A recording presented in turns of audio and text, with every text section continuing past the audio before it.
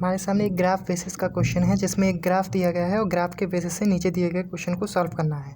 Graph के अंदर 3 लोग हैं, तरुण, आरव और मयंक। ये तीनों 2 साल 2018 और 2019 में टैक्स पे कर रहे हैं। जैसे ये टैक्स के अमाउंट का ग्राफ है और ये तीनों का ग्राफ है, ठीक है।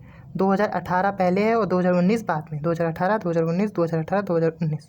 तरुण 2018 में 24,000 और 19 में 30,000।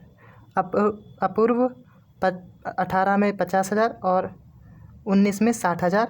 मयंक 2018 में 36,000 और 2019 में 40,000 टैक्स पे कर रहा है, ठीक है। तो ये जो 60-50 लिखा है ये 1000 में लिखा हुआ है, ठीक है। तो अब हमें इस क्वेश्चन को सॉल्व करना है। Mayank paid 1/4 of his income as a tax in 2028। तो 2028 में इनकम टैक्स कितना भर रहा है मयंक? 36,000, ठीक है। अब जो 36,000 भर रहा है वो 1/4 है उसकी इनकम का। तो हमें इनकम नहीं दिया गया है, ये किसका अमाउंट है? टैक्स का अमाउंट है पे करने का। तो अगर ये 1/4 है उसकी इनकम का, तो उसकी इनकम कितनी होगी?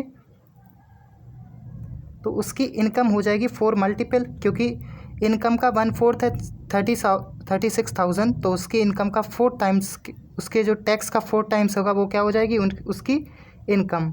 तो ये 4 टाइम्स होकर कितना हो जाएगा?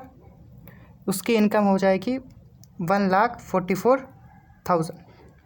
ओके। तो अब आगे क्वेश्चन कह रहा है and his income increased by 25% in 2022 over the 2018। 2020 में 2018 की तुलना में उसकी इनकम कितनी बढ़ गई? 25%।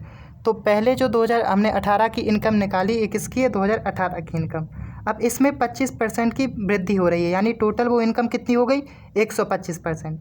तो जब हम 44,000 का क्या निकालेंगे? 125% निकालेंगे, तब हमें क्या मिल जाएगी? 2020 की इनकम। तो 2020 की इनकम कितनी आ जाएगी? इसको सॉल्व करेंगे तो आ जाएगा 180, 1,80,000, ठीक है। तो ये 2020 की इनकम हो गई। 2018 की इनकम कितनी है? 1,44,000। अब आगे क्वेश्चन कह रहा है while the ratio of tax paid by Mayank in 2018 to 2022 is 9:10। 2018 में का 2020 के साथ टैक्स अमाउंट का रेशियो कितना दिया जाएगा? 9:10, ठीक है। अब हमें पता है कि 2018 में मयंक ने कितना पे किया था टैक्स? 36,000, ठीक है। इसे अभी 36 ही लिखते हैं। तो ये कितने टाइम्स है?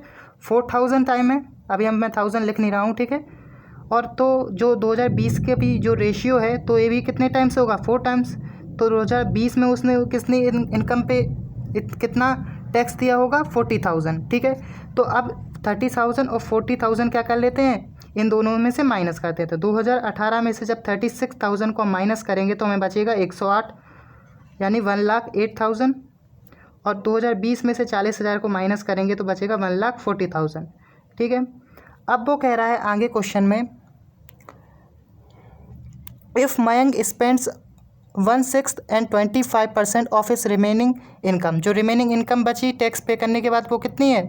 2018 में 1,88,000 और 2020 में 1,40,000 रिस्पेक्टिवली, 2020 और 2018 रिस्पेक्टिवली। यानी 2018 में वो कितना स्पेंड कर रहा? 1/6 अपना खर्च कर दे रहा रिमेनिंग इनकम का होम रेंट के अंदर, ठीक है। और 2022 में 25%, 25 का मतलब होता है 1/4, ठीक है।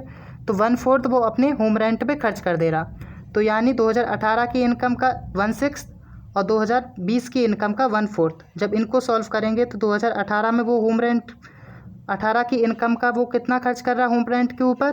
तो इसको सॉल्व करेंगे तो आ जाएगा 18,000। और 2020 का जब हम होम रेंट निकालेंगे तो वो कितना आ जाएगा? 35,000, ठीक है। तो अब जी होम रेंट आया। अब होम रेंट को बची हुई इनकम से माइनस कर देंगे तो हमें क्या मिल जाएगा? उसकी सेविंग, ठीक है। तो यहाँ पे लिखते हैं सेविंग्स के लिए हम क्या करेंगे? होम रेंट को माइनस कर देंगे। तो 2018 की सेविंग कितनी आएगी? 108,000 में से हमें क्या करना है? 18,000 को माइनस करना है। तो हमें मिल जाएगा 90,000। और 2020 की सेविंग को निकालने के लिए हमें क्या करना पड़ेगा? बची हुई इनकम यानी 140,000 में से 1,40,000 में से 35,000 को हम माइनस कर देंगे तो बचेगा 1,05,000। ठीक है, तो ये आ गई 2020 की सेविंग और ये आ गई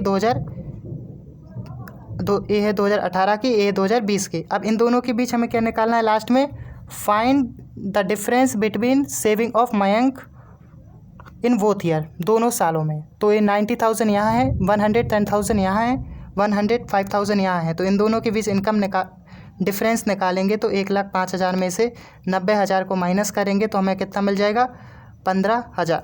तो ये हमारा क्या हो गया आंसर।